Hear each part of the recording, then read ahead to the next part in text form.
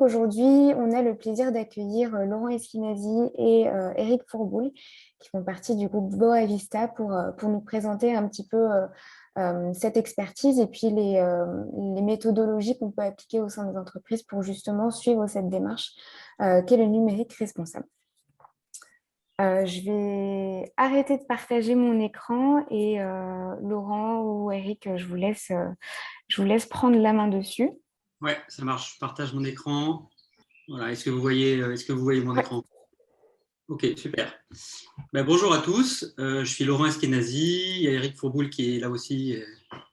Et ce que je vous propose, c'est on va balayer cette présentation. Ce qu'on a imaginé, c'est vous parler 2 minutes de Boavista, qui est un groupe de travail dédié à la mesure d'impact environnemental du numérique des organisations, qu'Eric, Romain Lorenzini, Sébastien Solaire et moi-même avons cofondé. On va passer très rapidement sur la raison d'être de la mesure. Eric vous parlera des fondamentaux de la mesure et des méthodologies qui existent. Et je reprendrai la main à la fin pour parler de quelques outils et prestataires qui existent pour déployer une démarche de mesure. Et puis on aura une petite conclusion. Voilà. Je vais donc du coup démarrer pour vous parler de Boavista. Donc Boavista, c'est un groupe de travail qui a été créé il y a à peu près 1 an de ça, qui est né d'une rencontre entre 4 personnes que je viens de mentionner, donc Eric, Romain, Sébastien et moi-même. Tous les 4, nous sommes des professionnels du numérique, on va dire. Ça fait une vingtaine d'années qu'on intervient sur ce sujet, certains avec une casquette produit, certains avec une casquette plutôt projet, d'autres avec une casquette technique. Mais néanmoins avec on va dire un parcours un peu similaire et puis également une prise de conscience qui est intervenue il y a 3-4 ans autour des sujets environnementaux. Et voilà, il y a quelques années, on a fait ce constat que le numérique était incompatible avec, sa trajectoire est incompatible avec les accords de Paris, qu'il était important de mesurer pour piloter ce sujet-là. Qu'il y avait une certaine complexité autour des démarches de mesure, autour des méthodologies, et puis des manques aussi sur les données. Et on avait tous à l'époque une volonté d'avoir un impact et de faire progresser ce sujet. Et on voulait contribuer à généraliser la démarche de mesure d'impact environnemental du numérique dans les organisations. Notre vision à l'époque, et c'est toujours le cas, c'est que d'ici quelques années, la majorité des entreprises aient déployé une démarche de mesure d'impact pour réduire leur impact environnemental du numérique. Alors, on a fait plusieurs constats, je ne vais peut-être pas forcément tous les détailler, mais on est allé à la rencontre des entreprises et des organisations, on a discuté avec bon nombre d'entre elles et on s'est rendu compte que pour beaucoup d'entreprises, il y avait des limites qui les freinaient dans le déploiement de démarches de mesure, des limites liées à l'organisation, liées aux méthodologies, liées aux données, liées à la complexité de déployer une démarche de mesure. Et on s'est dit que voilà, il y avait quelque chose à faire, on voulait accompagner ces organisations et essayer de faciliter le travail de ces organisations. Et donc, du coup, on a notre souhait de les aider, c'est cristallisé, en fait, à l'occasion du Covid, un petit peu, dans la création de ce groupe de travail, donc, qui a pour mission de fiabiliser, simplifier, d'accélérer la mesure d'impact environnemental du numérique des organisations. Aujourd'hui, c'est un groupe de travail qui fédère plus de 70 contributeurs d'organisations petites et grandes autour de ce sujet, avec des expertises de pointe sur un ensemble de sujets, sur des sujets autour du cloud, sur des sujets autour de l'infrastructure, sur des sujets sur l'analyse de cycle de vie. Et on essaye on organise des réunions toutes les 2 semaines de ses membres pour à la fois faciliter la veille, la montée en compétences et l'aide de pair à pair des membres du groupe de travail. Mais également, un aspect important de ce groupe de travail, c'est la production de ressources sous licence libre qui facilite la mesure d'impact environnemental du numérique des organisations. Et notamment, ça tourne autour de la co-création de méthodologies, de bases de données et d'outils dédiés à ce sujet. Un petit mot, un dernier mot pour dire que Boavista, ce n'est pas une organisation qui existe dans le vide. On est connecté et on essaye d'interagir le plus fréquemment possible avec les acteurs du numérique, donc aujourd'hui avec le SPN, mais également on essaye d'échanger avec des gens du Shift Project, du CNRS, du SIGREF, de Planète Tech Care, de Green IT, de l'INR, de l'ADEME, je pense que vous connaissez toutes ces organisations qui sont toutes, voilà, qui nous préexistaient et qui ont toutes déjà œuvré sur ce sujet, et on s'appuie sur leurs travaux et on essaie de compléter leurs travaux dans nos réunions et dans nos livrables. Voilà. Alors, j'ai été très bref pour présenter Boavista, mais si jamais vous voulez avoir un peu plus de détails, on pourra s'en parler en marge de cette réunion. Je ne sais pas s'il y a des questions à ce stade. Peut-être on peut en prendre une s'il y en a. Pour le moment, dans le chat, on n'en a pas. D'accord, ok. Donc, sur la raison d'être de la mesure, je pense que c'est un sujet que vous avez déjà abordé précédemment. Vous savez que le numérique, c'est un secteur qui est en très fort développement, que voilà, on est de plus en plus équipé, que les équipements sont de plus en plus complexes. L'arrivée des IoT, on va dire, alourdit encore ce bilan. Et par ailleurs, on se rend compte que malgré cette densification de nos usages numériques, il n'y a pas toujours d'amélioration de l'expérience utilisateur. Donc ce graphe, il montre un peu le débit moyen de connexion à Internet qui a progressé de façon fulgurante ces dernières années, mais néanmoins, la vitesse de chargement d'une page, elle n'a pas forcément progressé. Et ça, c'est un exemple parmi d'autres, mais il y en a beaucoup, beaucoup d'autres de ce type-là. Et par ailleurs, on sait que le numérique, c'est à la fois quelque chose qui est consommateur d'énergie, émetteur de gaz à effet de serre, on va le voir, je crois, dans un slide suivant, mais c'est aussi quelque chose qui est extrêmement consommateur de ressources naturelles non renouvelables. Vous savez que le numérique utilise beaucoup de métaux, dits rares, d'énergie, d'eau, un impact sur la biodiversité, etc. etc.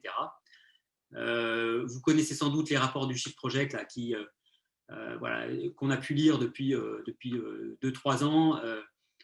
Et ces rapports, ils ont mis en évidence que le numérique était responsable de 4% des gaz à effet de serre aujourd'hui, c'est-à-dire l'équivalent de l'industrie aérienne, enfin du transport aérien public, et que cette part était en forte augmentation et qu'on pourrait atteindre 8% d'ici 2025 selon les trajectoires actuelles. Et évidemment, vous êtes conscient que les accords de Paris, ils demandent non pas à ce qu'on augmente d'autant, mais qu'on réduise de 7,6% par an. Donc voilà, il y a une contradiction entre la trajectoire du numérique et on va dire ce qu'on devrait faire réellement. Par ailleurs, peut-être que vous avez vu ce rapport de Carbone 4 qui était sorti il y a quelques années, qui mettait en évidence qu'on pouvait agir à titre individuel, mais qu'il y avait une grande part d'efforts qui devaient être portés par les organisations. Et donc, pour le numérique, c'est la même chose. On considère qu'une grande part de la réduction d'impact doit être portée par les organisations. Vous l'avez compris, Éric, Romain, Sébastien et moi, quand on a fondé le groupe de travail, on était non seulement convaincus qu'il fallait faire quelque chose, mais on avait tous un background autour de ce sujet, autour de la mesure dans nos travaux respectifs. Moi, je viens du marketing digital, en fait, et dans le marketing digital, on travaille beaucoup sur la base de données, sur la base de chiffres, sur la base de dashboards, et on considère que si on n'a pas des données fiables pour améliorer quelque chose, c'est compliqué. Et donc, pour la réduction d'impact environnemental du numérique, il nous a semblé que c'était la même chose. Tant qu'on n'avait pas des chiffres précis pour savoir où on était, où on voulait aller, c'était compliqué d'évaluer l'efficacité des actions qu'on pouvait lancer. Donc voilà, il nous semble que c'est important de mesurer. Et il nous semble que la mesure, alors je pense que vous n'avez pas forcément, je suppose que le profil des adhérents du SP n'ont pas forcément de DSI. Ça, c'est un slide qui est peut-être destiné aux grands groupes, mais souvent, c'est les grands groupes qui connaissent les architectures de leurs infrastructures, les caractéristiques des équipements, les usages. Et donc, c'est les DSI qui sont les plus à même de mesurer et de piloter cet impact environnemental du numérique. Un dernier slide pour terminer sur cette partie un peu raison d'être. En fait, dans la présentation qui vient, on va vous parler de mesures d'impact environnemental du numérique et de réduction d'impact environnemental du numérique, de sobriété numérique. Un truc qui nous paraît particulièrement intéressant, et c'est un argumentaire qui peut être remonté vers le management si nécessaire, c'est que toute démarche de mesure et toute démarche de réduction a des effets induits sur d'autres sujets. Typiquement, quand on réduit l'impact environnemental du numérique, souvent c'est parce que on réduit peut-être les équipements qu'on achète, ou en tout cas on rationalise un petit peu les équipements qu'on utilise, on augmente la durée de vie de ces équipements, Voilà, il y a tout un tas de démarches qu'on met en œuvre dans cette mesure et dans cette sobriété numérique qui ont des effets, par exemple, sur les budgets, sur les coûts informatiques, potentiellement sur les performances, potentiellement sur l'expérience utilisateur, sur la réputation de l'entreprise, sur la marque employeur, sur la dépendance à des fournisseurs. Il peut y avoir aussi également des liens avec des sujets légaux et réglementaires. Typiquement, il y a des incitations qui sont en train d'être votées pour des gens qui rentrent dans des démarches vertueuses ou au contraire qui pénalisent des gens qui ne font pas attention au sujet. Donc voilà, ça peut être intéressant de regarder aussi ce sujet de mesure et de sobriété avec des angles extra-environnementaux, on va dire. Voilà, très brièvement pour la raison d'être. Est-ce qu'il y a des questions dans le chat? Non, pas pour le moment. Je m'excuse si je vais un petit peu vite. J'espère qu'on prendra un peu plus de temps sur le reste. Ok. Du coup, Eric, est-ce que tu veux prendre la main? Oui, ok. Je te laisse peut-être pour éviter les manips. Je déroule la présentation. Ouais, super. Alors, pour avoir une bonne bande passante, j'ai pas mis ma caméra, mais le cœur y est. Donc en fait, ça fait maintenant presque 3 ans qu'on travaille, qu'on s'intéresse au sujet. Ça s'est matérialisé par la création de ce groupe de travail, comme Laurent l'a indiqué. Et en amont, on s'est formé également sur ces problématiques, donc à la fois des approches Green IT classiques, des méthodos comme l'analyse de cycle de vie dont on parlera un peu plus tard. On a pas mal travaillé, voire beaucoup travaillé avec ce groupe de travail. On a eu aussi des missions. Et tout ça nous a poussé à petit gagner en maturité, même si on est face à un sujet qui, presque par nature, est immature, parce que jusqu'ici, c'était sous le radar, quoi. Voilà. Et donc, ce qu'on va vous présenter, c'est un peu le fruit de cette petite expérience. On est très humble à ce niveau-là. Mais voilà, on a l'impression que les fondamentaux qu'on a en tête convergent avec par ailleurs des méthodologies qui existent, et on va le voir. Donc pour entrer dans le vif du sujet, le process de mesure, selon nous, se déroule en 4 étapes, et toutes ces étapes sont vraiment importantes. C'est-à-dire qu'on ne peut pas négliger l'une au profit des autres. Donc la première, c'est bien identifier pourquoi on mesure, quels sont les objectifs. Et plus les semaines ou mois passent, plus on a le sentiment que c'est quelque chose qui est trop souvent négligé. On y reviendra. Une fois qu'on a bien défini, qu'on a bien cadré le pourquoi de la mesure et son périmètre, ben on va procéder à la collecte des données et donc à un inventaire de ce que l'on va mesurer, que ce soit des flux énergétiques ou matériels. Bien sûr, il y a l'évaluation, donc c'est au cœur de la problématique de mesure, c'est quelles sont les données d'impact ou les facteurs d'impact environnementaux. Et on est sur des phases souvent itératives, et donc il y a une phase d'interprétation qui nous permet de reboucler sur les étapes précédentes. Donc je vous propose de zoomer un petit peu sur ces différentes étapes. On n'a pas besoin du même niveau de précision, de la même méthodologie, voire des mêmes outils. Donc, les bonnes questions à se poser quand on fait une mesure, c'est du coup pourquoi on fait une mesure. Ça peut être justement sur une anticipation de la réglementation, ça peut être pour se sensibiliser au sujet, ça peut être pour anticiper des risques liés à l'image, et notamment on le constate dans beaucoup d'entreprises qui sont plutôt dans le B2C. Ça peut être pour fédérer aussi en interne. Il y a de plus en plus de collaborateurs qui ont, on va dire, une nouvelle conscience environnementale, et donc c'est une manière aussi de montrer que c'est un sujet qui intéresse l'organisation et qui peut fédérer au sein de l'organisation. Après, il y a une dimension qualitative aussi, c'est quand on effectue une mesure, il faut se poser la question sur sa portée et quelque part le public cible. Donc à un moment donné, est-ce que c'est pour s'améliorer en interne, ou est-ce qu'on veut communiquer à l'extérieur? Est-ce qu'on veut se comparer à la concurrence? Est-ce qu'on a une offre digitale sur laquelle on veut des chiffres relativement précis pour pouvoir, encore une fois, les publier de manière publique. Donc tout ça va définir en fait des choix, des méthodes et une manière de faire qui peuvent énormément varier en fait. Donc quelques exemples. Donc je peux être par exemple éditeur de produits et donc à un moment donné je vais sortir une fiche de l'empreinte environnementale de mon produit. Je peux être aussi au sein de ma DSI à me poser des questions sur différentes natures de serveurs. Et donc à un moment donné, peut-être que je vais d'ailleurs me focaliser peut-être plus sur la partie run. Je peux vouloir comparer différents serveurs. Je peux gérer des services numériques en interne et donc du coup vouloir comparer l'impact de mes mails. Est-ce qu'ils sont bien gérés? Est-ce que je dois passer plutôt à des outils collaboratifs? Etc. Je ne vais pas tous vous les lire. Et ça peut être aussi simple aussi de mesurer en fait le système d'information dans son ensemble pour enrichir un rapport à RSE ou pour avoir une première idée en fait de l'empreinte environnementale par collaborateur de l'usage du numérique dans une entreprise. Donc tout ça, c'est autant de cas d'usage, on va dire, qui n'amènent pas forcément, encore une fois, les mêmes démarches. Et le dernier exemple, juste parce que c'est quelque chose qu'on voit de plus en plus souvent, c'est aussi rationaliser des choix, soit parce qu'on va vers une nouvelle application, ou par exemple, on veut le fameux move to the cloud, qui, comment dire, peut-être trop rapidement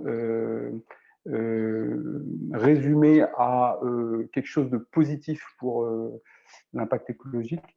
Voilà, en tout cas, ça se mesure. Quelle est l'empreinte de mon data center aujourd'hui et quel sera-t-il si à terme, en tous les cas, si je le migre sur un cloud provider.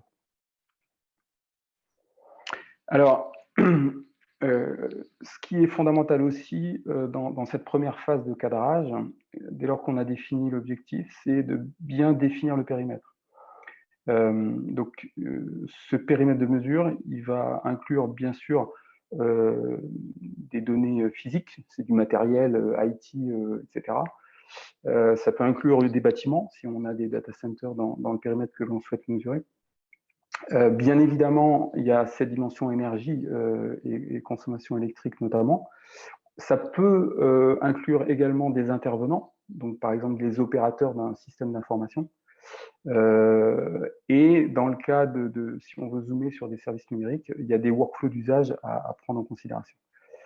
Donc, ça, c'est vraiment fondamental dès lors qu'on amène des chiffres ou des résultats de mesure, hein, d'avoir en amont bien identifié un périmètre qui soit clairement défini, qu'on ait défini aussi les frontières, c'est-à-dire ce qu'on ne mesure pas. Donc, c'est pas grave de ne pas tout mesurer au départ, mais en tout cas, il est important d'être le plus transparent et le plus clair possible sur ce qui fait partie du périmètre de cette mesure. Donc, des exemples de données qui peuvent faire partie de ce périmètre. Donc, on a tendance à identifier principalement, on va dire, ce qu'on appelle la workplace avec tout ce qui est lié à l'environnement utilisateur, des terminaux, des téléphones, tout ce qui est impression, potentiellement ce qu'on peut appeler des consommables, des clés USB, des switches perso, etc., etc. Bien sûr, la partie data center, hein, qui peut inclure le réseau. Donc, c'est tout on a tendance à se séparer en 3 grandes parties, stockage, compute, réseau. On peut également comment dire, inclure la partie bâtiment, construction des bâtiments, etc. Donc, cette partie scope 3.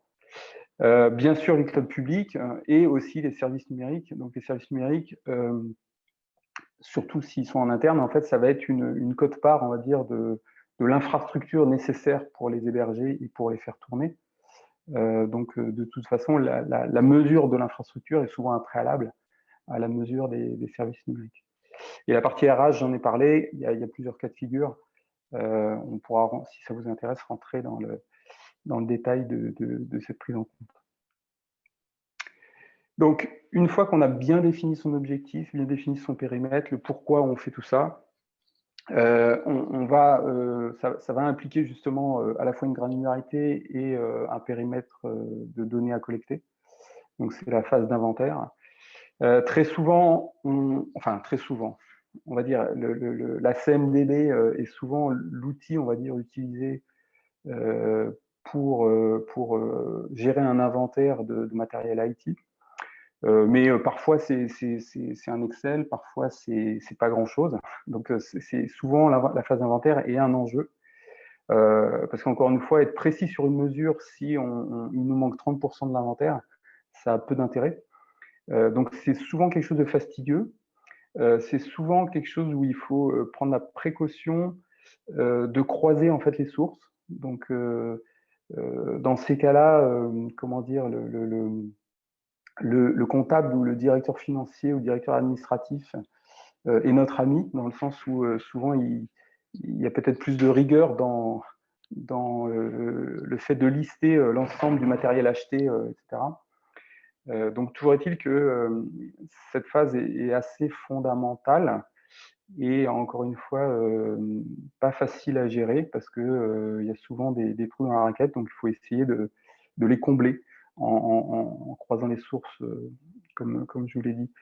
Après, quelque chose aussi de très important, si on peut enrichir cet inventaire avec des métadonnées qui peuvent correspondre aux business units, qui peuvent correspondre aux métiers associés aux différentes données collectées, ça va nous permettre ensuite d'avoir des angles d'analyse plus pertinents. Donc, typiquement des exemples de données que l'on peut considérer dans cette phase d'inventaire. Bon, je vous passe tout ce qui est terminaux, ça c'est relativement classique. Ne pas oublier ce qu'il y a en stock, c'est-à-dire qu'il y a une empreinte environnementale de ce que vous avez déjà acheté, même si c'est pas encore comment dire, en usage. Il y a aussi toute la partie, bien évidemment, énergétique, hein, la consommation, des estimations de consommation, voire des factures d'électricité. Ça peut être très intéressant aussi, encore plus précis. Comme je vous disais, on peut aussi associer des données qui sont un peu plus métiers, applicatives, voilà, business unit, type d'application, etc. Et sur le cloud public, contrairement à ce qu'on pourrait penser, c'est pas forcément plus difficile de mesurer, en tous les cas sur les principaux cloud providers, hein, Azure, AWS et Google, puisque on va dire la nature de leur infrastructure est relativement bien normalisée. Et donc, on a une bonne connaissance des caractéristiques techniques en fait, qui sont utilisées, qui sont sous-jacentes. Et en général, comme vous payez à l'usage, on connaît exactement à l'heure près l'usage que vous en faites. Voilà, donc pour le coup, c'est un sujet sur lequel on a beaucoup progressé et voilà, et on va bientôt faire des publications sur le sujet. Donc, on a défini les objectifs, on a cadré ce qu'on recherchait, on a bien défini le périmètre, on a collecté des données. Et donc là, on passe à la phase d'évaluation, qui est, on va dire, plus naturelle, on va dire, quand on pense mesure. Donc la phase d'évaluation, il faut vraiment se dire que c'est à ce moment-là, et seulement à ce moment-là, qu'on va réfléchir empreinte environnementale. Jusqu'ici, on réfléchissait encore une fois pourquoi on mesure, quel est l'objectif. L'inventaire, on est sur du physique, on est sur de l'IT. On n'est pas du tout sur des problématiques d'empreinte environnementale. Donc la phase d'évaluation, c'est vraiment appliquer des facteurs d'impact à l'ensemble des flux ou des données qu'on aura collectées dans la phase précédente. Donc ce qui est fondamental, c'est d'avoir en tête que quand on va faire cette phase d'évaluation, on va prendre l'ensemble du cycle de vie du produit. Donc ça devient de plus en plus naturel, je pense, dans les discussions. Mais c'est quand même très, très important à avoir en tête parce qu'on a encore pas mal de communication grand public qui mélange en fait tout ce qui est émissions. Par exemple, en France, quoi, on dit voilà, on a des émissions en gaz à effet de serre. sans prendre en compte toute la phase comment dire, amont de fabrication, parce que peu de choses sont fabriquées en France dorénavant. Donc petit à petit, mine de rien, enfin comment dire, on a perdu cette notion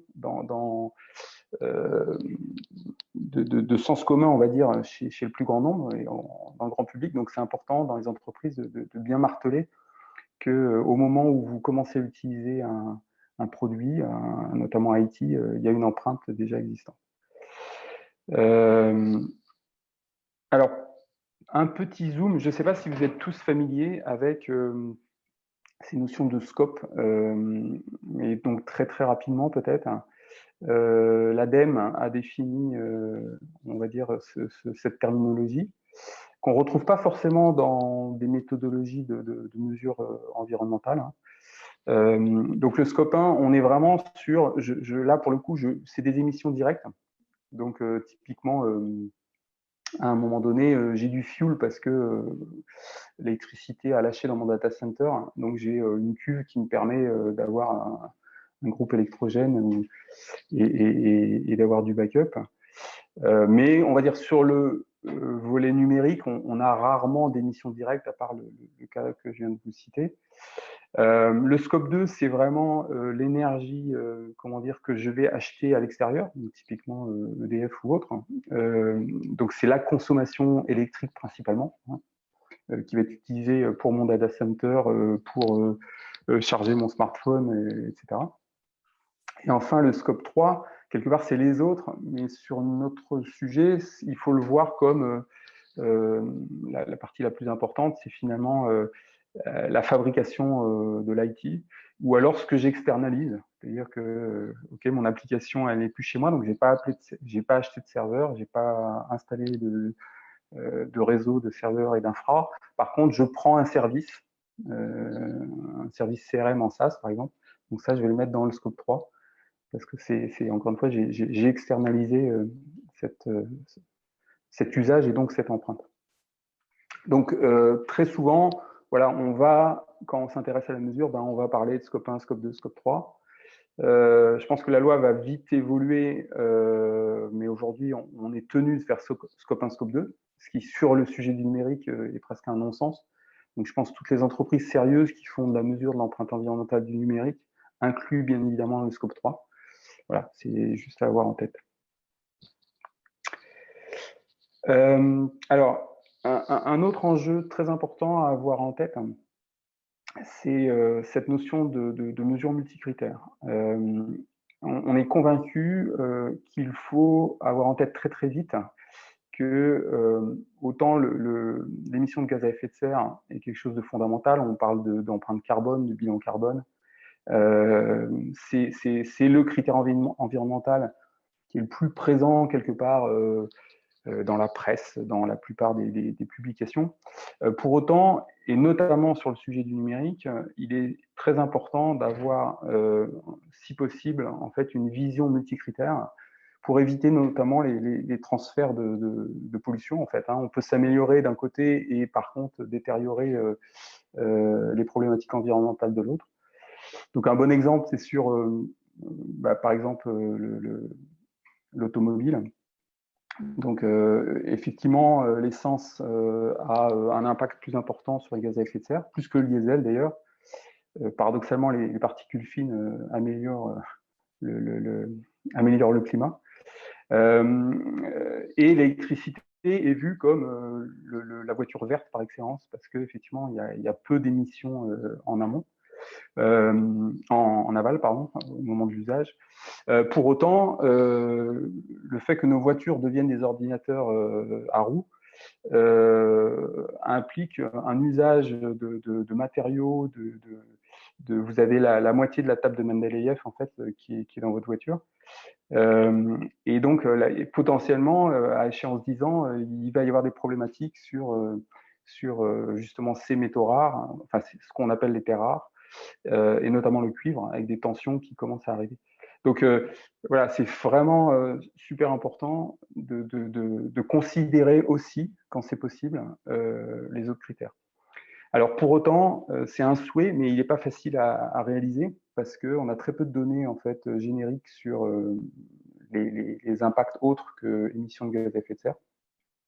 Voilà, mais en tout cas, on s'y emploie et je pense que c'est important de le partager pour, autant que faire se peut, prendre en compte d'autres critères que gaz à effet de serre. Alors, un autre concept important quand on pense mesure, c'est ces deux approches top-down, bottom-up. Donc, le top-down, il faut se dire, bon, ben, et ça dépend vraiment de la nature aussi de votre mesure, hein, de pourquoi vous mesurez. Si c'est pour se faire une première idée en fait de l'impact de son S6, ça ne sert à rien quelque part d'être super précis. Et vous avez des données relativement fiables, par exemple sur du top-down. Je veux mesurer l'empreinte de mon data center. Si je peux avoir ma conso électrique, ma facture, hein, c'est un élément très fiable et qui est très top-down. Je n'ai pas besoin de mesurer chaque serveur. Et donc déjà, pour cette partie run, on va dire, je vais avoir une bonne idée de l'impact environnemental. Inversement, je veux commencer à me faire une première idée pour voir si j'ai des éléments qui sont vraiment avec une empreinte plus importante. Typiquement, je ne vais pas aller encore une fois dans les détails tout de suite, donc je vais prendre des approximations sur, ça peut être des facteurs par collaborateur, des facteurs par serveur, par laptop, sans forcément chercher à être super précis en fonction du modèle et en fonction des caractéristiques de chaque équipement. Et donc là, ça va me permettre dans un premier temps d'avoir une idée globale de où j'ai où je peux avoir, enfin où l'impact est le plus fort. Et puis à ce moment-là, je vais éventuellement aller dans une approche plus bottom-up, c'est-à-dire que je vais prendre les niveaux de détail pour mieux comprendre ce qui se passe, gagner en précision pour confirmer ou infirmer cette première mesure.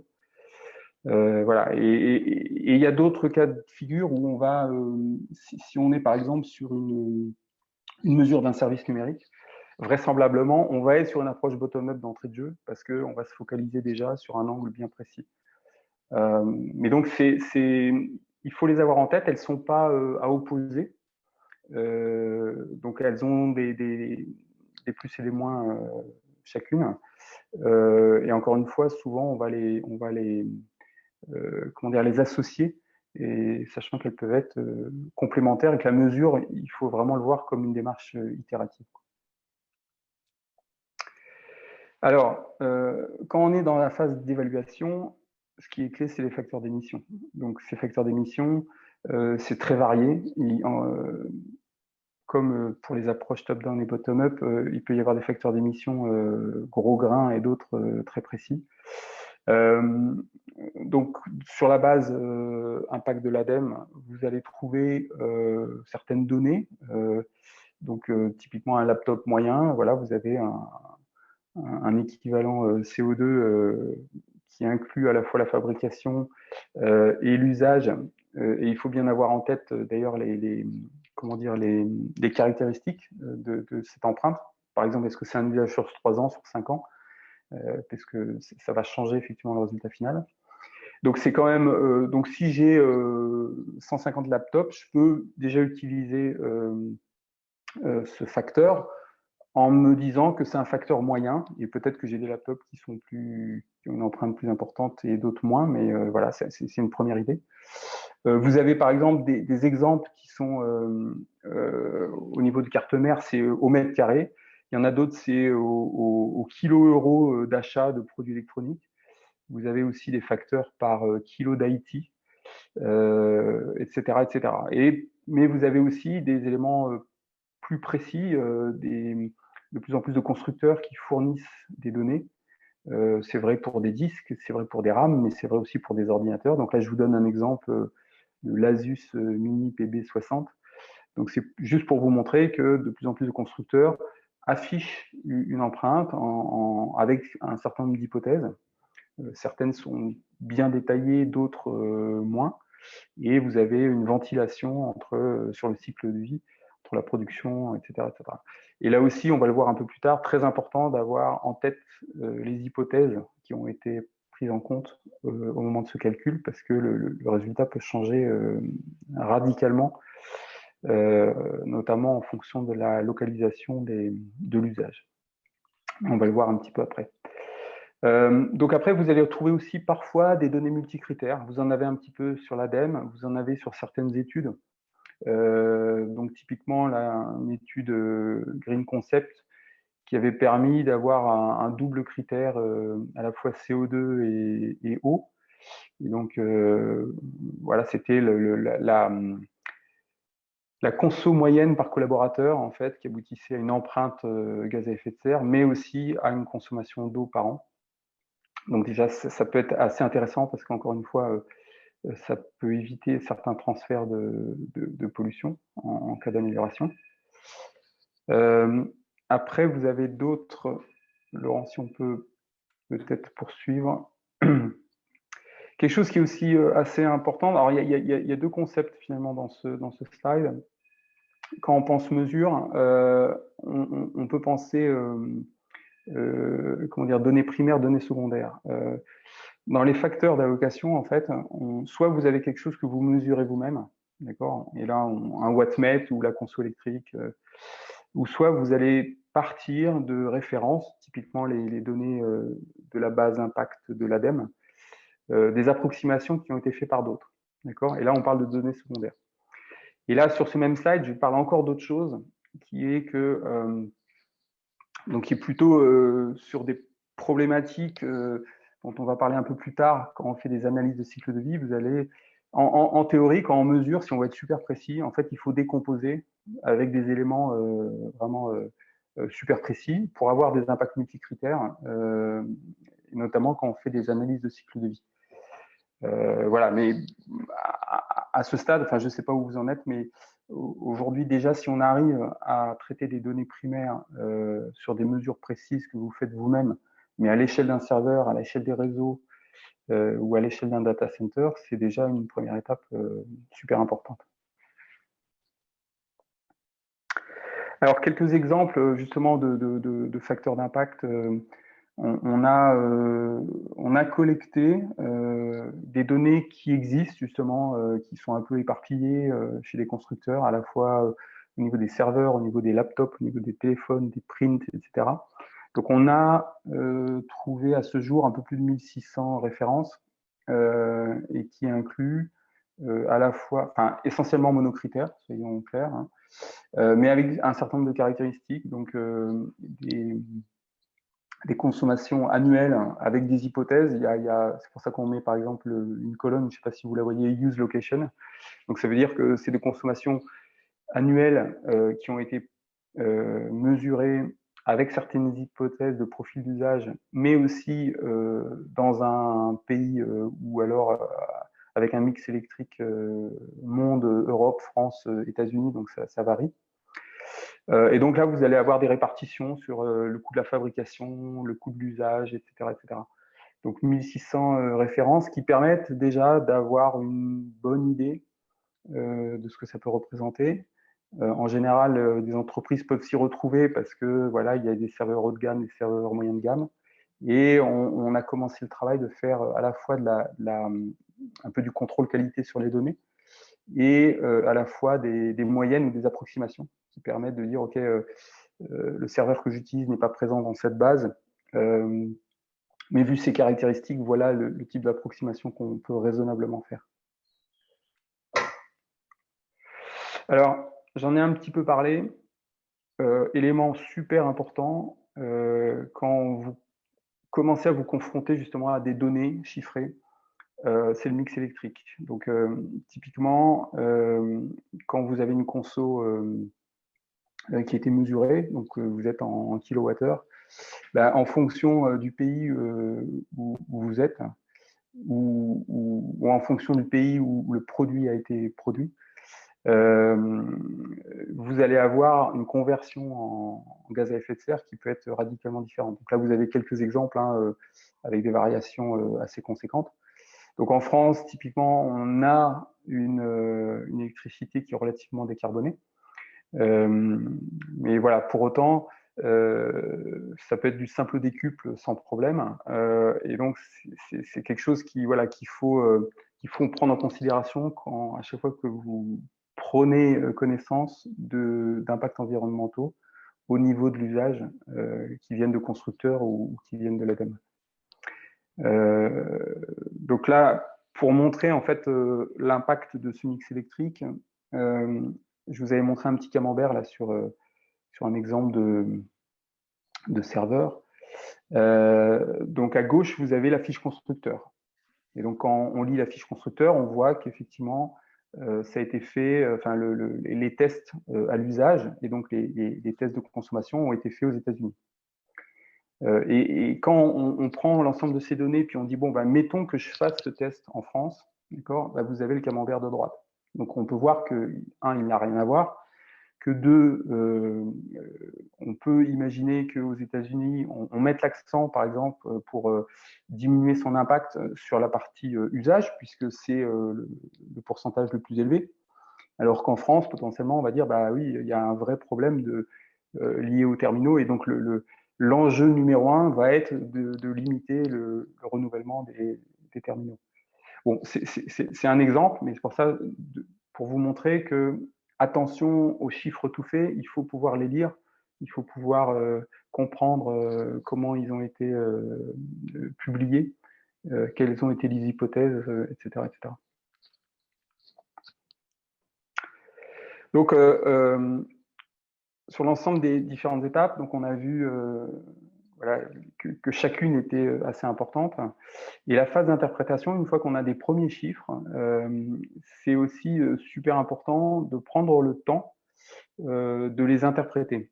Et donc les interpréter, c'est à la fois vérifier leur cohérence par rapport à des moyennes qui peuvent exister, des ratios qui peuvent exister par ailleurs.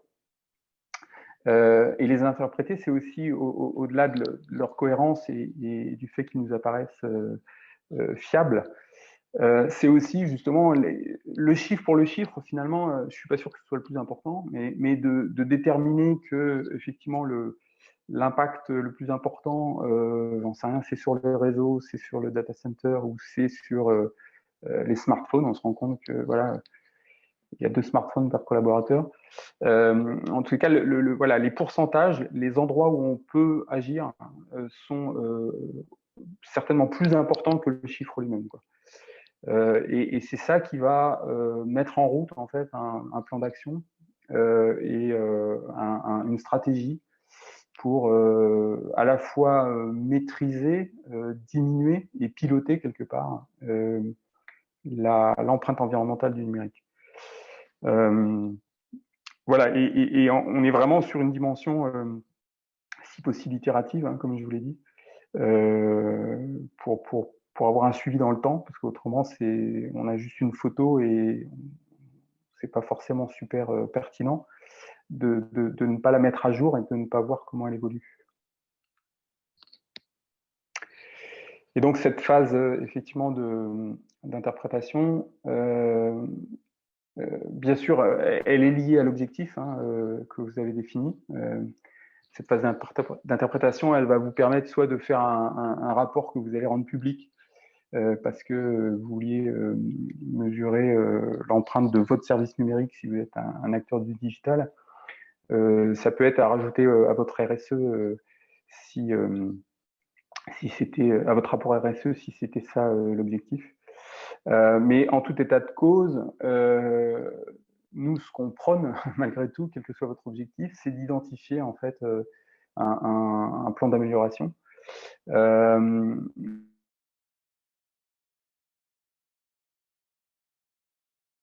Ils vont être comment dire, très visibles et donc relativement facile à identifier et potentiellement à piloter.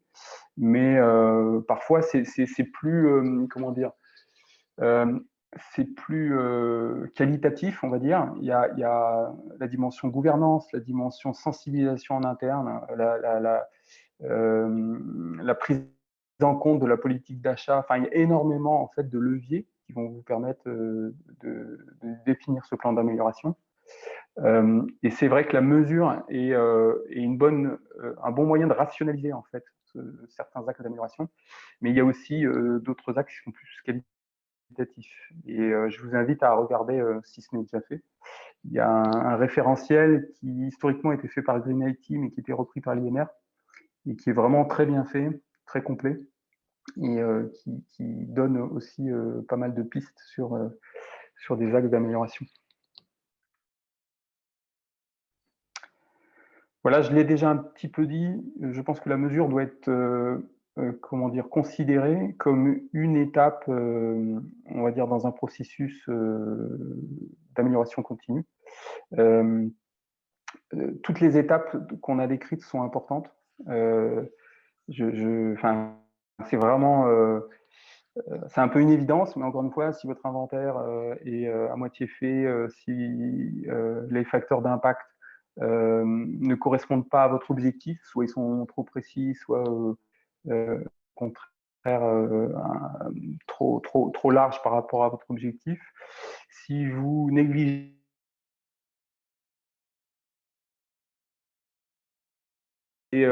comme tout processus dans une organisation, pour moi, ça s'inclut dans, ou ça s'intègre, on va dire, dans le processus d'aide à la décision. Donc, à terme, c'est des tableaux de bord qu'on va retrouver dans les outils de business intelligence ou pour voilà, piloter l'empreinte environnementale du numérique qui devient archi-clé dans la plupart des entreprises. Et voilà, on ne peut plus rester à une approche uniquement euro ou efficacité, mais voilà, il faut piloter l'empreinte et ça passe par un processus permanent. Alors là, on a vu un. Oui. Faire une petite pause là, je sais parce que c'est assez dense. Je sais pas si tu as des réactions à ce stade. Il n'y a pas de questions dans le chat, mais peut-être que je ne sais pas. Est-ce que malgré tout, j'aimerais bien vous interroger sur le fait que, donc déjà, est-ce que c'est des notions qui sont évidentes pour vous? Est-ce que, comme on ne se connaît pas, c'est pas facile de… Ouais, comme on n'est pas nombreux, je peux me permettre de poser la question à l'oral directement. Sur le Shift Project, du coup, sur l'impact du numérique, effectivement, on voit des camemberts avec, grosso modo, 50% usage, 50% production. Mais du coup, cette étude, elle a été faite uniquement dans un contexte monde et pas France, ou du coup, ça pose question, en fait, les doubles camemberts qu'on a vus tout à l'heure. D'accord.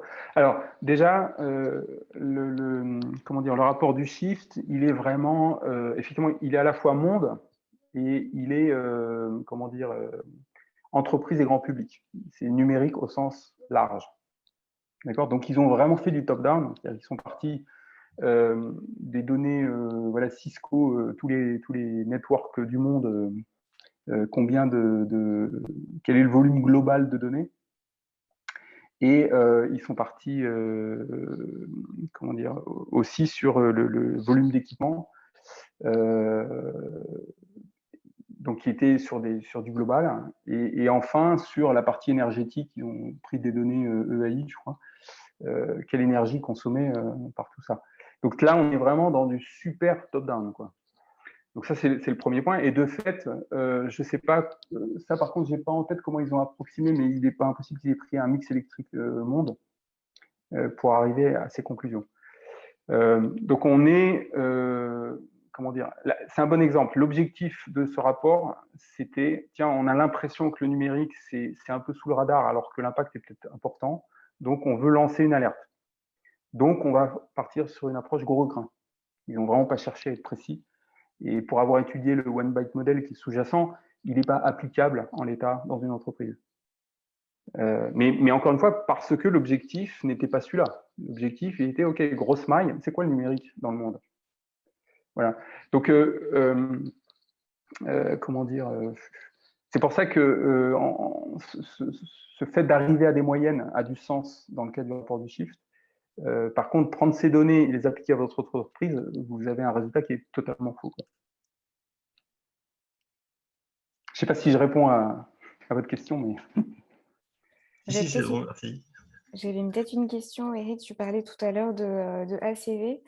Est-ce qu'il y a une préconisation peut-être à se former avant de mener cette mesure, ou est-ce que juste voir un petit peu de quoi ça parle suffit? Bonne question. En fait, comment dire, il se trouve que je participe à des formations ACV, donc je ne vais pas être totalement objectif peut-être. même si je ne suis pas un ACViste patenté avec 10 ans d'expérience.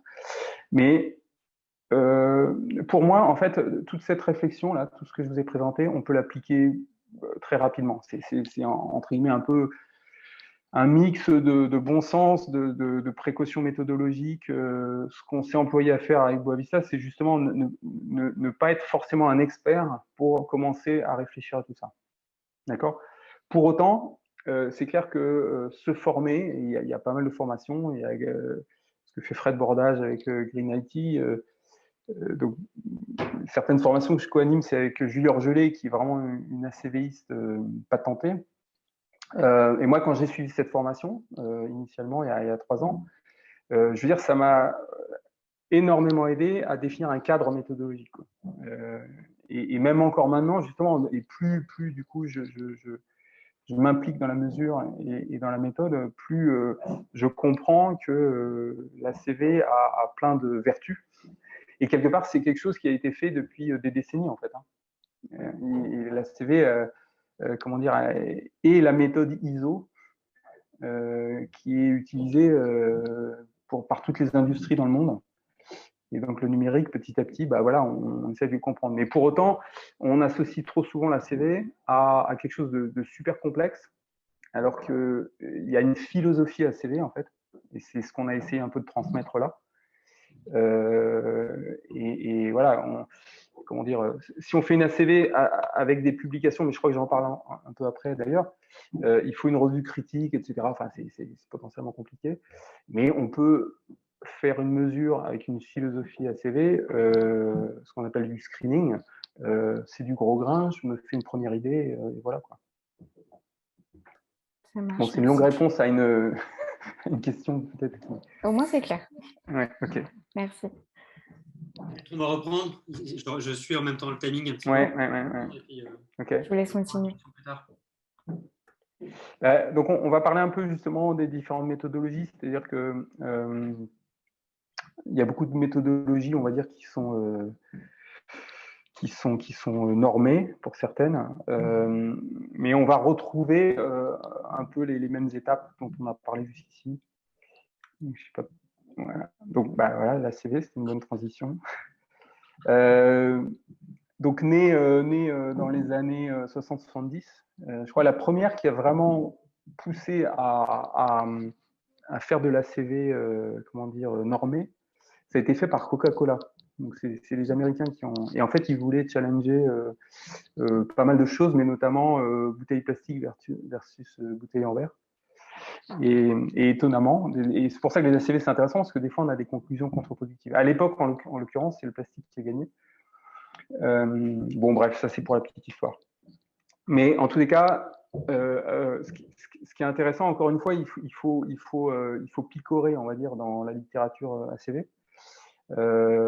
Et gagner, on va dire, en expertise, en compétences régulièrement. Mais vous allez retrouver des choses qu'on a partagées là. Hein. C'est, à un moment donné, il y a des objectifs, il y a une notion de collecte de données, d'évaluation et d'interprétation. Donc, on n'a pas réinventé, et on va voir que pour les phases de bilan carbone, on est assez près aussi de cette problématique. Après, voilà, comme c'est normé, et en fonction de ce que vous en faites, ça va nécessiter comment dire, un travail d'expertise plus ou moins grand en fonction de l'objectif. Alors ça, c'est pour illustrer, en fait, sur le numérique, si on l'applique.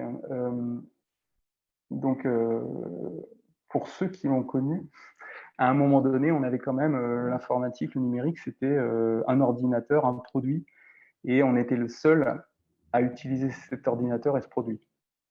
D'accord ? Puis après, il y a eu client-serveur, où on a partagé un petit peu de données serveurs, et puis est arrivée la distribution Internet, etc. Mais à l'échelle de l'industrie du numérique, finalement, ça a 20 ans, quoi. Et tout ça fait que maintenant, pour mesurer l'empreinte d'un produit ou d'un service numérique, bah, c'est d'une complexité folle parce qu'il y en a de partout. Je suis une start-up, je veux vite me créer une application, je vais potentiellement utiliser une infrastructure complètement distribuée. Et donc, ce schéma-là, qui était fait par Julie Orgelet, pour le coup, illustre bien le fait que l'ACV doit prendre en compte l'ensemble du cycle de vie, mais en même temps, on doit prendre en compte des choses qui sont complètement dispatchées. Et donc, il y a des data centers, et potentiellement, il y en a plein. Il y a des terminaux, il y a des réseaux. Voilà, on n'est plus sur quelque chose de monolithique. Et c'est ce qui est l'enjeu aujourd'hui voilà, de l'ACV, de services numériques. Après, vous allez retrouver quelque chose qui est peut-être enfin, c'est très franco-français. C'est vrai, parce que c'est une marque bilan carbone ABC, de l'association ABC.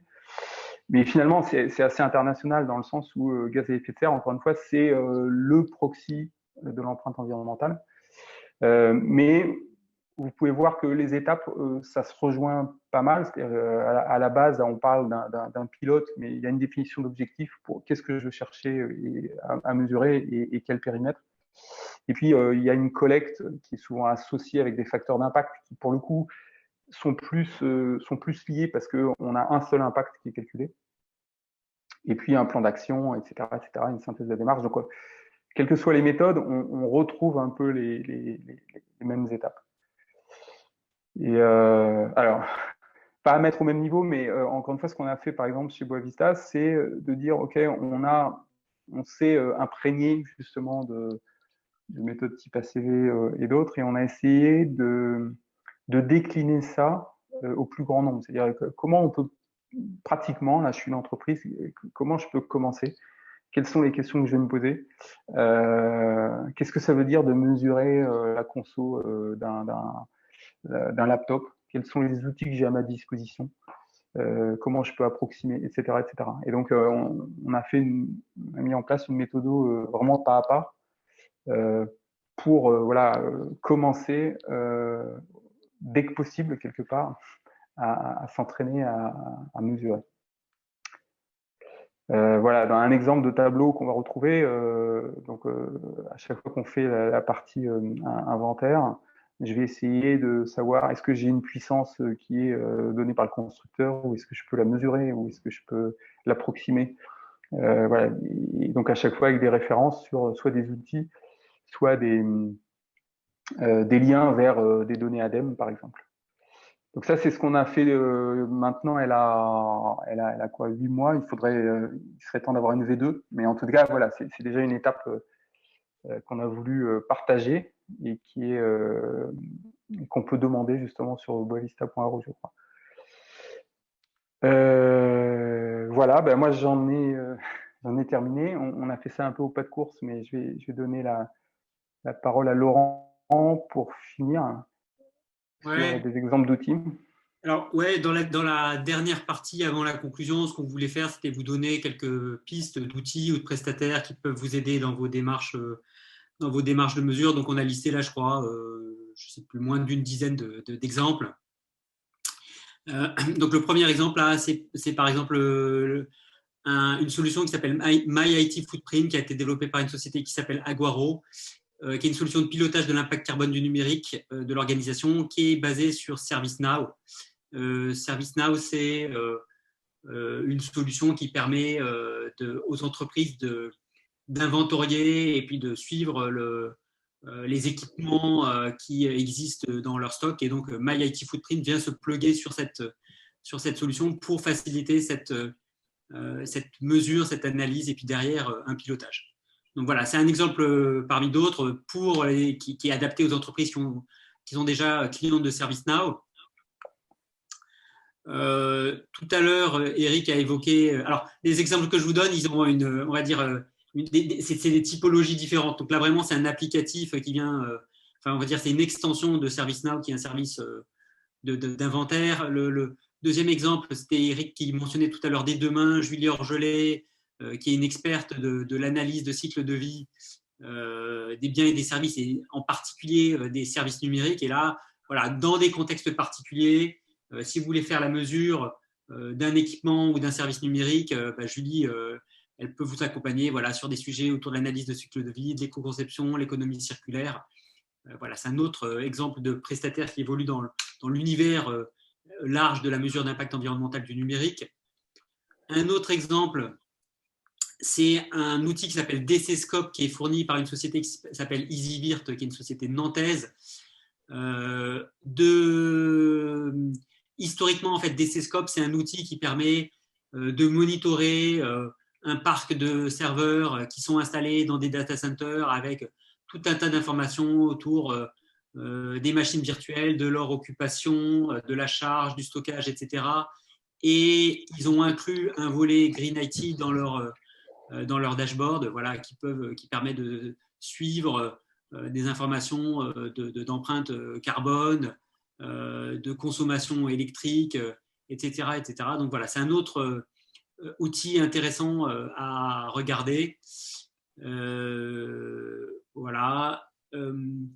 Ici, j'ai mis un exemple qui est un outil qui s'appelle EcoDiag, qui est développé par EcoInfo. EcoInfo, c'est un groupement de chercheurs du CNRS qui ont décidé de s'investir sur le sujet de la mesure d'impact environnemental du numérique, et ils font pas mal de recherches, pas mal de publications sur ce sujet-là. Et EcoDiag, c'est on va dire un calculateur qui vous permet de rentrer assez simplement, assez rapidement, mais peut-être aussi un peu grossièrement, les équipements dont vous disposez, leur modèle, leur quantité, leur durée de vie, etc. Et ça vous permet d'avoir une première vision rapide sur l'empreinte environnementale de votre parc informatique. Donc, vous voyez là, il y a un exemple avec des PC fixes, des laptops, des écrans, des smartphones, des bornes Wi-Fi, des serveurs, etc. Et ça vous permet d'avoir une idée de cette empreinte globale.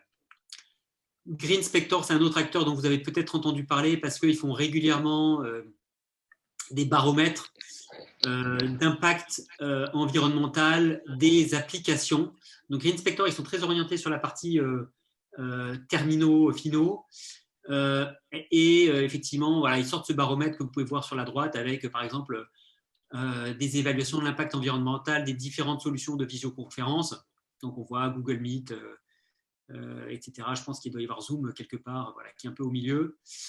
Et non seulement ils sortent ces baromètres, voilà, c'est leurs axes de communication, mais ils ont développé un ensemble d'outils et de prestations de services pour accompagner les entreprises dans la mesure et l'amélioration des performances énergie et carbone des applications. Donc voilà, j'ai mis dans ce slide quelques-uns des axes de travail qu'ils proposent. Alors, je pense que ça s'étend.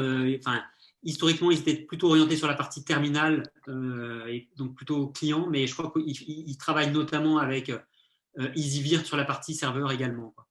Donc voilà, je vous encourage à aller visiter leur site web.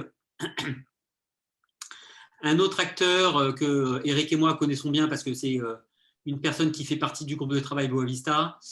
Donc c'est Benoît Petit et sa société Hublot qui a développé un outil qui s'appelle Scaphandre.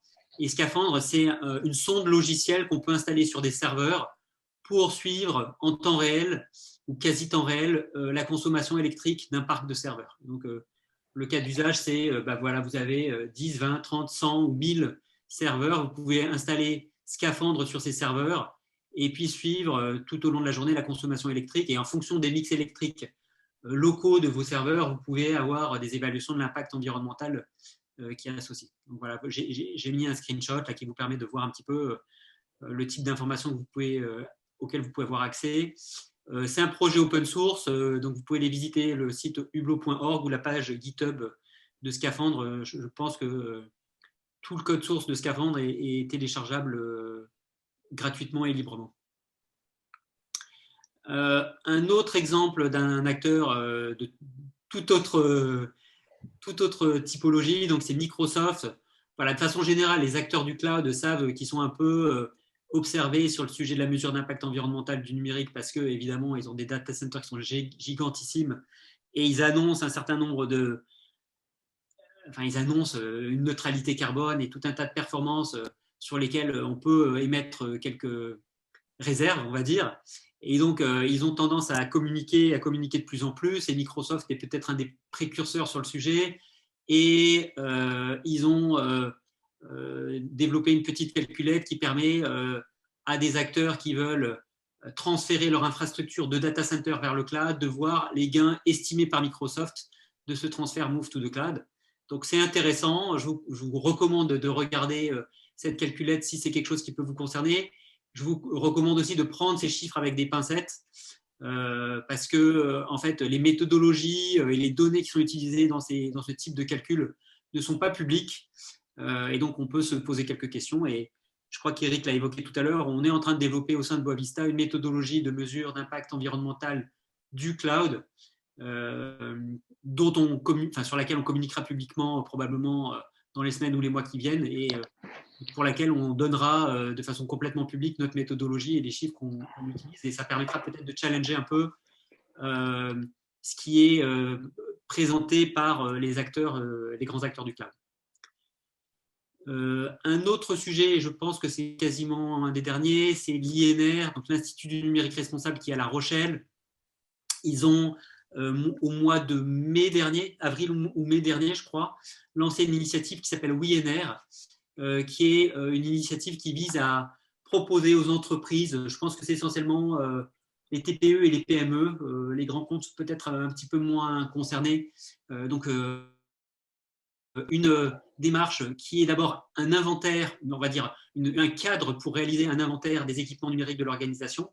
Et ensuite, l'INR propose aux répondants d'envoyer ces données pour que l'INR les traite en asynchrone et fournisse au mois de septembre les résultats de cette mesure d'impact environnemental de l'inventaire qui a été fourni. Alors, ça a été lancé en avril ou mai et les résultats étaient prévus pour septembre. Je vous mentionne ce truc-là parce que ça me paraît intéressant. Néanmoins, je suis en train de me questionner en direct pour savoir si c'est toujours ouvert, si jamais vous voulez participer. Je vous recommande d'aller faire un tour sur le site de WeNR que j'ai mentionné dans les slides. Vous verrez si ça peut correspondre à vos réflexions, à vos démarches et si c'est encore ouvert. Je crois qu'en fait, l'INR a l'intention de renouveler ça chaque année, voire d'automatiser ça pour que ça soit plus facile pour pouvoir effectuer ça plus régulièrement. Eric qui évoquait tout à l'heure Boavista et ce qu'on fait autour de la méthodologie et des données. Sachez qu'on a aussi une démarche et une réflexion aujourd'hui autour de la création d'un moteur de calcul multicritères, multiscope et open source. C'est un travail qui est en train de démarrer et notre souhait, c'est de simplifier la mesure et de proposer quelque chose qui permet un pilotage temps réel avec, on va dire, une dimension qui nous paraît très importante, c'est le côté ouvert, transparent, critiquable, challengeable. Et voilà, on a indiqué quelques informations sur ce sujet. Sachez que c'est quand même un sujet qui est émergent, qui démarre de notre côté, et je pense qu'il faudra quelques mois avant qu'on ait des choses à partager.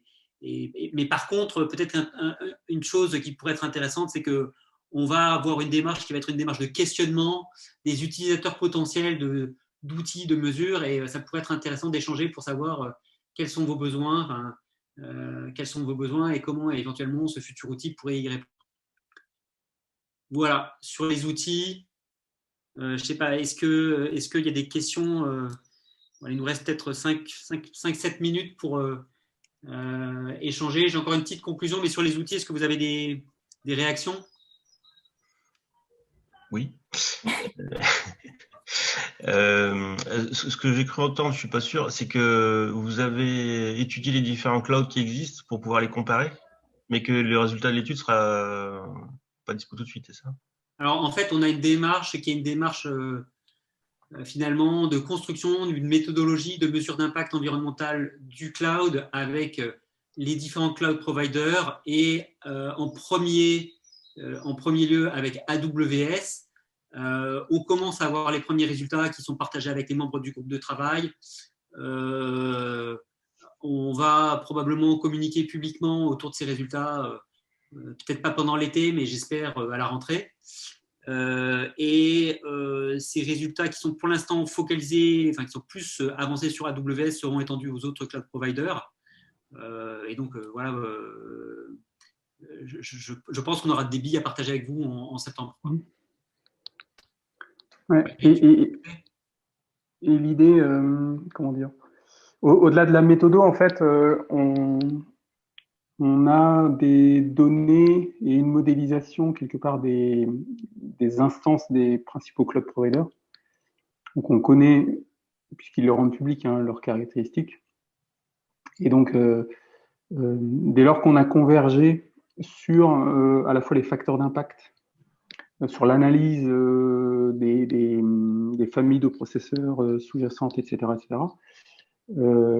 paradoxalement, ce sera plus facile d'automatiser la mesure de votre usage des cloud providers que vos data centers, quoi. Et donc là, en fait, voilà, pour être précis, on a des tests sur la partie run qui sont faits essentiellement sur AWS, mais pour l'instant, on a tendance à, comment dire, à généraliser aux autres cloud providers. Et pour chaque instance des cloud providers, on a voilà, les caractéristiques techniques de ces instances qui nous permettent de faire ces estimations. Ok. Moi, j'avais peut-être juste une remarque sur les outils que vous nous avez proposés, peut-être sur le Winner. Effectivement, il est encore ouvert. Ils ont lancé, je crois, une deuxième session de réponses aujourd'hui. Et puis, ils ouvrent jusqu'à septembre pour les réponses. Et l'idée, c'est aussi d'avoir un rapport global, de faire un état des lieux en France ou ailleurs, puisqu'il me semble que c'est aussi ouvert à des pays européens. Donc, pour avoir une idée de comment se passe le numérique responsable et oui, le numérique responsable au sein des entreprises. Donc, pour tout type de structure, TPE, PME, indépendants et aussi grands groupes.